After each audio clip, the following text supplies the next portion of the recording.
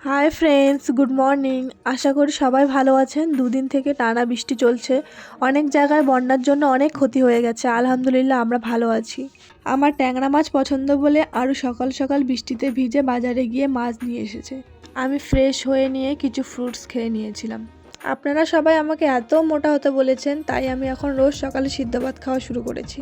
খেয়ে একটু আম্মির সাথে মাছগুলোকে পুকুর পাড়ে খাবার দিতে গিয়েছিলাম।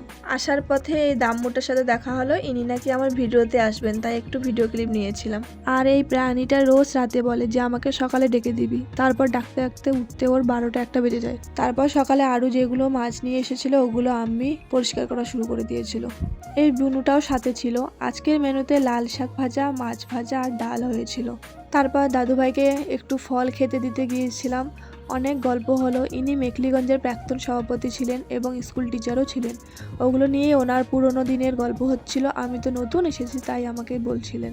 একটু পর আইসক্রিম খেয়ে নিয়ে আমি ঘুমিয়ে পড়েছিলাম। তারপর আমার হাজব্যান্ড ভাত নিয়ে এসে আমাকে খাইয়ে দিয়েছিল। সন্ধ্যা হলেই তো আর বাড়িতে বসে থাকতে ভালো লাগে না, কিছু খেতে ইচ্ছা করে, তাই একটু খেতে বেরিয়েছিলাম। কিছু কেনাকাটাও ছিল, সেগুলো কিনে খেতে চলে গেছিলাম। ওখানে বসে থাকতেও খুব ভালো লাগছিল। তারপর চিকেন পকোড়া নিয়ে নিয়েছিলাম, এগ রোল আর চিকেন লেগ পিস। খাবারগুলো বেশ ভালোই ছিল। তারপর বাড়ি চলে এসেছি। বাড়ি এসে আর ব্লগ করতে পারিনি। খাওয়া দাওয়া করে আজকে একটু তাড়াতাড়ি ঘুমিয়ে পড়েছিলাম। Thanks for watching. Tata, by.